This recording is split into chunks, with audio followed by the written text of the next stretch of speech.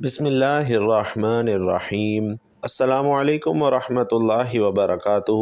ناظرین کرام، علماء کرام کہتے ہیں کہ نماز فجر پڑھنے کے فوراً بعد جو شخص یہ ایک تسبیح پڑھ لیتا ہے، ایسی کوئی دعا نہیں اس کی جو قبول نہ ہو۔ ناظرین کرام، قرآن و حدیث سے بھی نماز فجر اور فجر کی قرأت اور تلاوت قرآن مجید کی اہمیت اجاگر ہوتی ہے، جس سے فجر کے وقت اور نماز فجر کی اہمیت کا پتہ چلتا ہے۔ سورہ بنی اسرائیل میں فرمایا گیا کہ فجر کا قرآن، بے شک فجر کی نماز میں پڑھے جانے والا قرآن محسوس و مشہود ہو کر سامنے آ جاتا ہے۔ یعنی اگر فجر کی نماز میں پڑھا جانے والا قرآن سمجھ کر بغور پڑھا یا سنا جائے تو وقت فجر کے تمام انوار و تجلیات اور قرآنی فیوز و برکات متشکل ہو کر اللہ کے وجود اور اس کی وحدانیت کی گواہی دیتے محسوس ہوتے ہیں۔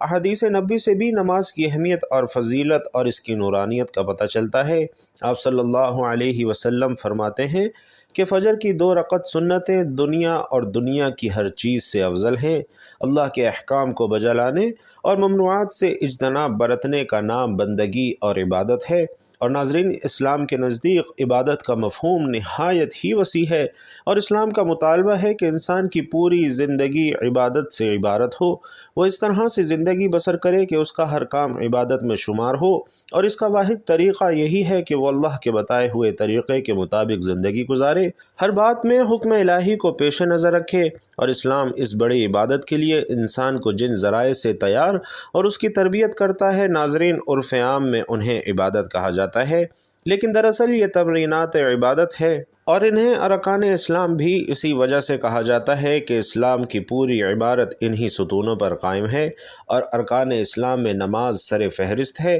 یعنی سب سے پہلے نمبر پر ہے، اور ان عبادات میں نماز کو جو اہمیت اور فضیلت حاصل ہے وہ کسی بھی صاحب ایمان اہل نظر سے پوشیدہ نہیں ہے۔ نماز کی اہمیت کا اندازہ اس بات سے لگائیے کہ قرآن کریم کے ہر پیغام میں صلات یعنی نماز کا لفظ حروف جلی میں موجود ہے، اور ایمان کے بعد سب سے اہم رکن جس کا مطالبہ اہل اسلام سے کیا گیا ہے وہ نماز ہی ہے۔ نماز مسلمانوں کی دینی پہچان اور امتیازی نشان ہے، اور یہی وجہ ہے کہ قرآن و حدیث میں اس کی ادائیگی پر بہت ہی زیادہ زور اور ترک پر وعیدیں موجود ہیں۔ بفرمان نبوی صلی اللہ علیہ وسلم، نماز کی دین میں وہی اہمیت ہے جو انسانی جسم میں سر کی ہے، اور مومن اور کافر کے درمیان امتیاز کرنے والی چیز نماز ہے، لہٰذا جس نے اسے چھوڑا اس نے کفر کیا۔ تو ناظرین، اس وعید سے اندازہ لگائیے کہ اسلام میں نماز کی کتنی اہمیت ہے۔ جو چیز جس قدر اہم اور ضروری ہو، اس کی بجا آوری پر اجر و ثواب بھی اسی قدر زیادہ ملتا ہے۔ چنانچہ نماز کا ثواب بھی اس قدر ہے کہ انسان اس کا تصور بھی نہیں کر سکتا۔ لیکن ناظرین، 5 وقتہ نمازوں میں فجر کی نماز کی اہمیت اور فضیلت سب سے نمایاں ہے، اور اس کی ادائیگی پر اجر و ثواب بھی دیگر 4 نمازوں سے زیادہ ہے۔ اور اس کی وجہ یہی ہے کہ فجر کے وقت دنیا نیند کی آغوش میں محو استراحت ہوتی ہے، خواب خرگوش کے مزے لے رہی ہوتی ہے، اور لوگوں پر غفلت اور سستی کی چادر تنی ہوئی ہوتی ہے۔ ایسے میں نرم اور گرم اور آرام دہ بستر کو چھوڑ کر اللہ کی اطاعت اور محبت میں بارگاہ الہی میں سجدہ ریز ہونا بڑا ہی پرمشقت اور نفس کو زیر کرنے جیسا مشکل کام ہے، اور اللہ تعالیٰ کی سنت ہے کہ بندے کو جس نیکی کے کرنے میں مشقت زیادہ ہو اور نفس اور شیطان سے لڑائی لڑنی پڑے، اللہ اس پر زیادہ اجر و ثواب عطا کرتا ہے، پھر چاہے وہ نیکی کتنی ہی چھوٹی کیوں نہ ہو۔ اور قرآن و حدیث اور اسلامی لٹریچر میں دنیا سے مراد مشرق و مغرب اور شمال و جنوب کا کرۂ ارض نہیں، بلکہ دنیا سے مراد یہ کائنات اور اس کی تمام تر نعمتیں، تمام تر خزانے، دولت و ثروت اور حکومت اور سطوت مراد ہے۔ ناظرین، سوچئے، جب فجر کی 2 رکعت سنتوں کی یہ فضیلت ہے کہ پوری دنیا کی نعمتیں اور خزانے اس کے سامنے ہیچ ہیں، تو اس کے فرض کا عالم کیا ہوگا۔ صحیح مسلم کی روایت میں ہے کہ رسول علیہ السلام نے فرمایا کہ جو شخص فجر کی نماز پڑھ لیتا ہے وہ اللہ کے ذمے میں آ جاتا ہے، یعنی جو شخص نماز فجر کا فریضہ ادا کر لیتا ہے، اللہ اس کی حفاظت کرتا ہے، اور دنیا کی کوئی بھی چیز اسے نقصان نہیں پہنچا سکتی۔ اور بخاری اور مسلم کی ہی ایک روایت میں ہے کہ جس نے 2 ٹھنڈے وقت کی نمازیں یعنی فجر اور عصر ادا کر لیں تو وہ جنت میں داخل ہوگا۔ یعنی کہ آپ صلی اللہ علیہ وسلم نے فجر اور عصر ادا کر لینے والے کو جنت کی بشارت سنائی ہے، جبکہ ایک اور روایت میں ہے کہ پیارے آقا صلی اللہ علیہ وسلم فرماتے ہیں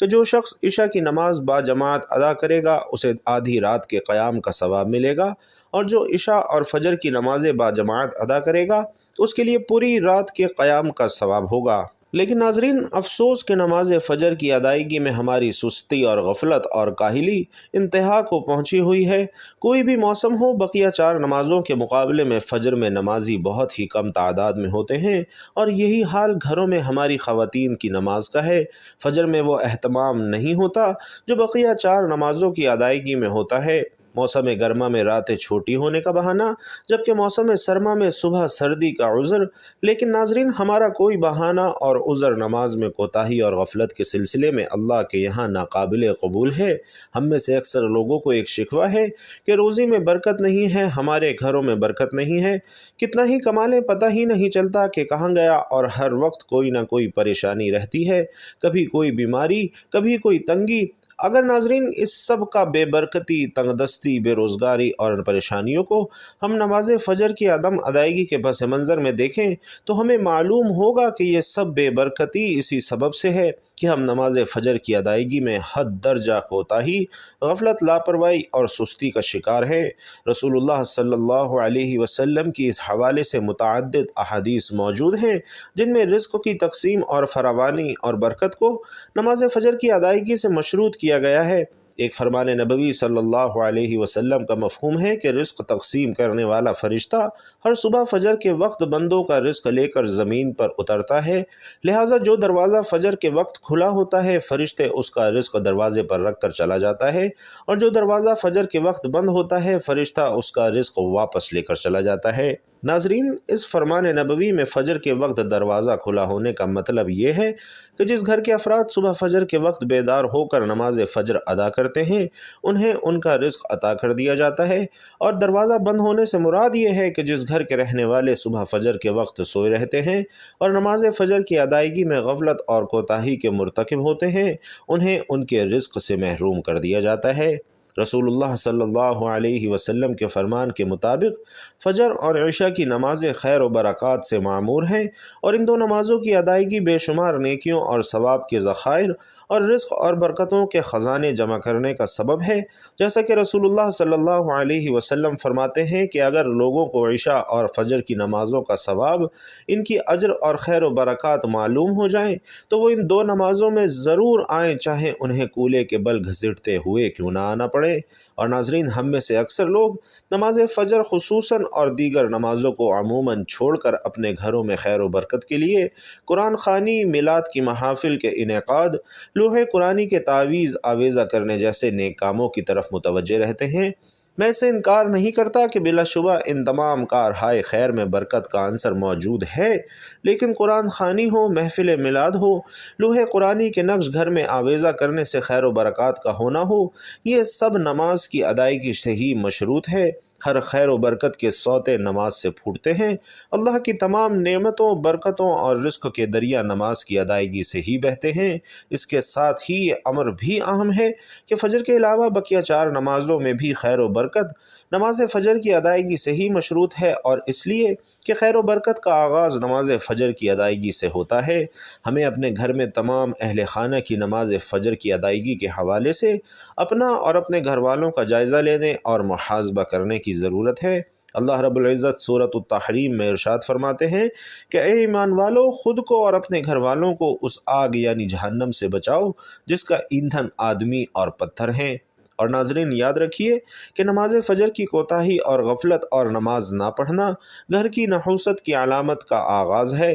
رسول علیہ السلام ایسے شخص کو، ایسے مسلمان کو خبیث اور منافق قرار دیتے ہوئے آپ صلی اللہ علیہ وسلم نے فرمایا کہ ایسے شخص کو میرا دل چاہتا ہے کہ آگ لگا کر جلا دوں۔ اللہ اکبر! ناظرین، سوچئے تو صحیح کہ کتنی بڑی وعید ہے۔ ہمارے نوجوان جو رات بھر موبائل پر یوٹیوب، گوگل، فیس بک، واٹس ایپ اور نہ جانے کن کن غلاظتوں میں غوطہ زن رہتے ہیں اور عین فجر کے وقت سو جاتے ہیں، انہیں ان وعیدوں اور تنبیہات سے عبرت اور سبق اور نصیحت حاصل کرنا چاہیے، اور یہ بات ہر مسلمان کو ذہن نشین رکھنی چاہیے کہ نماز فجر میں ناغہ اللہ اور اللہ کے رسول صلی اللہ علیہ وسلم کو کسی صورت قبول نہیں ہے۔ یہ ایسی غلطی، ایسی کوتاہی، غفلت اور سستی پر مبنی گناہ ہے کہ اس پر جتنا بولا اور لکھا جائے وہ کم ہے۔ اسی طرح ناظرین، ہمارا آج کا وظیفہ بھی فجر کی نماز کے بعد کا ہے، کیونکہ فجر کی نماز کی فضیلت اور برکت کے حوالے سے آپ کو قرآن و حدیث کی روشنی میں اس کی اہمیت بتائی گئی ہے۔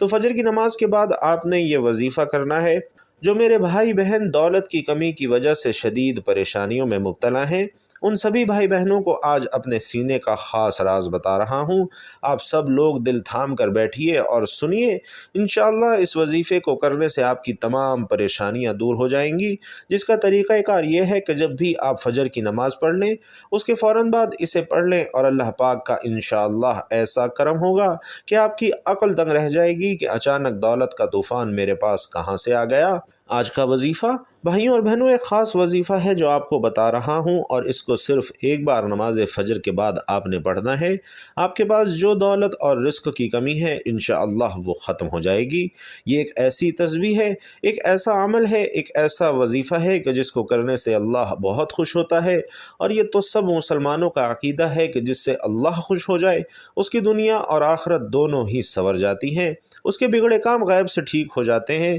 تو اس وظیفے کو، اس خاص تسبیح کو کرنے والے پر اللہ اپنی خصوصی رحمت اور شفقت نازل فرماتا ہے، اس بندے کو اپنے نیک اور برگزیدہ بندوں کی فہرست میں شمار کر لیتا ہے، اور پھر اس بندے کی جو بھی حاجت ہوتی ہے ان کو اللہ تعالیٰ جلدی پورا فرما دیتا ہے۔ اگر رزق کے حوالے سے کوئی تنگی یا پریشانی ہو تو رب کعبہ پورے سال کا ڈھیر و رزق اور دولت اس کے نصیب میں لکھ دیتا ہے، کیونکہ اس عمل کو کرنے سے، اس وظیفے کو کرنے سے اللہ تعالیٰ نصیب اور تقدیر کے فیصلے کرتا ہے۔ آپ کسی بھی دن اس عمل کو کر سکتے ہیں۔ تو اب وہ خاص عمل آپ کے حوالے کر رہا ہوں، جس کو پڑھنے والا رب کعبہ سے بیٹھے بیٹھے کروڑوں کی خواہش بھی کرے تو میرا رب انشاءاللہ اسے ضرور عطا فرمائے گا۔ یہ وظیفہ پڑھنے والے سے رب خوش ہو جاتا ہے، اور جس بندے سے رب خوش ہو جائے اس کا ذکر فرشتوں سے کرتا ہے، اسے نام لے کر پکارتا ہے اور حکم جاری کرتا ہے، فرشتوں سے فرماتا ہے کہ جاؤ میرے اس بندے کی ہر حاجت کو، ہر دعا کو پورا کر دو، اس کا ہر مقصد پورا فرما دو، یہ جو کچھ بھی مانگتا ہے، جیسا مانگتا ہے، جلدی سے جاؤ اور میرے غیبی خزانے سے اس کی جھولیاں بھر دو۔ اب جب رب کی ذات آپ کو دینے کے لیے تیار ہے تو پھر آپ لوگ کیوں سستی کا مظاہرہ کرتے ہیں؟ اس کے علاوہ ناظرین کرام، میں ویڈیو میں خاص طور پر اپنے تمام بھائیوں اور بہنوں اور بیٹیوں سے یہ گزارش کرتا ہوں کہ آپ میں سے بہت سی بہنیں اور بیٹیاں ایسی ہیں کہ جن کے رشتے نہیں ہو رہے، وہ بہترین رشتوں کے اسباب چاہتی ہیں یا پسند کی شادی چاہتی ہیں۔ نوکری تو ہے لیکن میرے بھائی وہ پسند نہیں کرتے اور من پسند نوکری حاصل کرنا چاہتے ہیں، قرض دار ہیں، پریشان ہیں کہ قرض سے کیسے نجات پائیں، میاں بیوی تو ہیں لیکن ان میں محبت کی کمی ہے، یا پھر کسی دوسرے سے تڑپنے والی محبت چاہتے ہیں، اگر بے اولاد ہیں اور اولاد چاہتے ہیں، یا پھر اولاد تو ہے لیکن نافرمان ہے، نافرمان شوہر ہے۔ غرض آپ کی کوئی بھی پریشانی ہے، آپ یہ وظیفہ صرف ایک بار کیجئے، انشاءاللہ آپ جس مقصد کو بھی ذہن میں رکھ کر یہ وظیفہ کریں گے، میرا رب اس مقصد میں آپ کو ضرور کامیاب فرمائے گا۔ ناظرین، حضرت ابو ہریرہ رضی اللہ تعالی عنہ روایت کرتے ہیں کہ نبی کریم صلی اللہ علیہ وسلم نے فرمایا کہ دو کلمے، بسم اللہ الرحمن الرحیم اور سبحان اللہ و بحمدہ سبحان اللہ العظیم، ادائیگی کے اعتبار سے زبان پر ہلکے ہیں لیکن میزان پر بہت بھاری، اور رحمان کے نزدیک انتہائی محبوب ہیں۔ اور حضرت ابو ذر غفاری رضی اللہ تعالی عنہ فرماتے ہیں کہ حضور سید العالمین صلی اللہ علیہ وسلم نے مجھ سے فرمایا کہ کیا میں تجھے اللہ رب العزت کے پسندیدہ کلام کے بارے میں مطلع نہ کروں؟ میں نے عرض کیا یا رسول اللہ، مجھے اللہ تبارک و تعالی کے محبوب کلام کے بارے میں ضرور بتائیے۔ تو آپ صلی اللہ علیہ وسلم نے فرمایا کہ بے شک اللہ کا پسندیدہ کلام سبحان اللہ و بحمدہ سبحان اللہ العظیم ہے۔ اور ایک دوسری روایت میں ہے کہ رسول اکرم صلی اللہ علیہ وسلم سے استفسار کیا گیا کہ سب سے افضل کلام کون سا ہے، تو آپ صلی اللہ علیہ وسلم نے ارشاد فرمایا کہ وہ کلام جسے اللہ نے اپنے ملائکہ اور بندوں کے لیے خاص کر لیا ہے، اور وہ ہے سبحان اللہ و بحمدہ سبحان اللہ العظیم۔ ناظرین، نبی کریم صلی اللہ علیہ وسلم فرماتے ہیں کہ جو شخص ایک دن میں 100 مرتبہ سبحان اللہ و بحمدہ سبحان اللہ العظیم پڑھتا ہے، اس کے گناہ مٹا دیے جاتے ہیں، اگرچہ وہ سمندر کی جھاگ کے برابر ہوں۔ اور حضرت ابو علامہ رضی اللہ تعالی عنہ سے روایت ہے کہ پیارے آقا صلی اللہ علیہ وسلم نے فرمایا کہ جو شخص رات میں عبادت کرنا دشوار جانتا ہو یا جو اپنا مال خرچ کرنے میں گرانی محسوس کرتا ہو، جو دشمن سے برسر پیکار ہونے سے ڈرتا ہو، تو وہ سبحان اللہ و بحمدہ سبحان اللہ العظیم کثرت سے پڑھا کرے، کیونکہ ایسا کرنا اللہ رب العزت کو سونے کا پہاڑ صدقہ کرنے سے زیادہ محبوب ہے۔ تو بھائیوں اور بہنوں، رب سے مانگنے کا وقت ہے۔ جب رب کی ذات خود دینے کو تیار ہے تو پھر کیوں نہ رب سے اپنے لیے رحمتیں، بخششیں، مغفرت اور ڈھیروں ڈھیر رزق مانگ لیا جائے۔ یہ تسبیح، یہ وظیفہ پڑھنے والا خوش قسمت ہے۔ یہ تسبیح، یہ وظیفہ پڑھنے والا جتنا خزانہ بھی مانگے تو اللہ رب العزت اسے عطا فرماتا ہے۔ آئیے، جو لوگ اپنے گھر سے بے سکونی، بے برکتی کا خاتمہ چاہتے ہیں، اپنے گھر کے بگڑے حالات کو بدلنا چاہتے ہیں، وہ معاشرے میں اچھا مقام حاصل کرنا چاہتے ہیں، دوستوں، رشتہ داروں، خاندان، عزیزوں اور پوری برادری میں سر اٹھا کر جینا چاہتے ہیں، وہ ایک بار یہ وظیفہ لازمی کریں۔ یہ تصفیہ آپ کی زندگی کے راستے میں آنے والی تمام مشکلات، تمام دکھوں، تمام تکلیفوں اور تمام پریشانیوں کو ختم کرتے ہوئے ہر قدم پر کامیابی کو آپ کا مقدر بنا دیتا ہے۔ آپ نے اس وظیفے میں رب کے صفاتی نام پڑھنے ہیں، اور یہ وظیفہ زیادہ مشکل بھی نہیں ہے، نہایت ہی آسان عمل ہے۔ آپ نے کامل یقین کے ساتھ اور پوری توجہ کے ساتھ اللہ تعالیٰ کے یہ صفاتی نام پڑھنے ہیں۔ ان کو پڑھنے کا اور اس عمل کو کرنے کا طریقہ آپ کو بتاتے ہیں۔ تو آپ نے سب سے پہلے نماز فجر ادا کرنی ہے، اور فجر کی نماز میں پہلے 2 سنتیں ادا کی جاتی ہیں، پھر 2 فرض پڑھے جاتے ہیں۔ پہلے آپ خشوع اور خضوع کے ساتھ فجر کی نماز ادا کر لیں۔ اگر مرد یہ وظیفہ کریں تو وہ باجماعت نماز ادا کریں، اور اس کے بعد آپ نے جہاں پر بھی 2 فرض ادا کیے ہیں وہیں پر بیٹھ جائیں اور سب سے پہلے 3 مرتبہ بسم اللہ الرحمن الرحیم پڑھیں، پھر اول و آخر 11 مرتبہ درود ابراہیمی پڑھیں۔ اللہم صلی علی محمد وعلی آل محمد کما صلیت علی ابراہیم وعلی آل ابراہیم انک حمید مجید۔ اللہم بارک علی محمد وعلی آل محمد کما بارکت علی ابراہیم وعلی آل ابراہیم انک حمید مجید۔ درود پاک پڑھنے کے بعد آپ نے 11 مرتبہ سورۃ الکوثر پڑھنی ہے۔ انا اعطیناک الکوثر فصل لربک وانحر ان شانئک ھو الابتر، اور اس کے بعد 33 مرتبہ اللہ کا صفاتی نام یا مجیدو پڑھنا ہے، اور اس کے بعد 11 مرتبہ سورۃ الاخلاص پڑھنی ہے۔ قل ھو اللہ احد اللہ الصمد لم یلد ولم یولد ولم یکن لہ کفوا احد۔ اور جب آپ لوگ 11 مرتبہ سورۃ الاخلاص پڑھ لیں، اس کے بعد پھر 33 مرتبہ آپ نے اللہ کا دوسرا صفاتی نام یا لطیفو پڑھنا ہے، اور یاد رہے یا لطیفو اس کو بھی اچھی طرح 33 مرتبہ پڑھنے کے بعد آپ نے پھر 33 مرتبہ یا ودودو پڑھنا ہے، اور یا ودودو کو بھی 33 مرتبہ پڑھنے کے بعد آپ نے 33 مرتبہ یا مقتدرو پڑھنا ہے۔ یا مقتدرو، آپ کی جتنی بھی دولت کی تنگی ہے انشاءاللہ یہ وظیفہ، یہ عمل کرنے سے ختم ہو جائے گی۔ آپ جیسے ہی عمل کریں گے آپ مالا مال ہو جائیں گے، اور آپ کی بد قسمت کے تالے کھل جائیں گے، آپ کی غیب سے مدد ہوگی۔ آپ یہ ایک تسبیح میرے بتائے گئے طریقے کے مطابق پڑھ لیجئے، انشاءاللہ میرا رب آپ سے راضی ہو جائے گا، اور پھر آپ کو اتنا نوازے گا، اتنا نوازے گا کہ آپ کو خود بھی سمجھ نہیں آئے گی کہ کہاں کہاں سے آپ کے پاس دولت آ رہی ہے، کہاں کہاں سے آپ کے پاس رزق آ رہا ہے، اور آپ کی آنے والی نسلیں بھی مجھے انشاءاللہ یاد رکھیں گی۔ اس عمل کی اجازت ہر کسی کو ہے، یعنی کوئی بھی یہ عمل کر سکتا ہے۔ اگر ویڈیو پسند آئی ہو تو کمنٹ باکس میں میرے لیے جزاک اللہ ضرور لکھیے گا۔ آخر میں دعا ہے کہ اللہ تعالی ہماری اس ویڈیو میں کہی گئی کمی اور کوتاہی کو معاف فرمائے، اور جو بھی اس وظیفے کو کرے اللہ پاک اپنے پیارے حبیب محمد الرسول اللہ صلی اللہ علیہ وسلم کے صدقے ان سب کی تمام جائز حاجتیں اپنی بارگاہ میں قبول و منظور فرمائے، ان سب کی تمام مشکلات کو دور فرمائے، ان سب کی تمام تنگیاں، تنگ دستیاں اللہ پاک اپنی جناب سے پوری فرمائے، اور ان کے منہ سے نکلنے والی ہر دعا کو اللہ رب العزت اپنی بارگاہ سے قبول و منظور فرمائے، آمین یا رب العالمین۔ ناظرین کرام، آخر میں آپ سے گزارش ہے کہ اللہ تعالیٰ کے 99 ناموں میں سے ایک نام کمنٹ باکس میں ضرور ٹائپ کیجئے گا۔ اللہ تعالیٰ آپ سب کا حامی و ناصر ہو، آمین۔ السلام علیکم ورحمۃ اللہ وبرکاتہ۔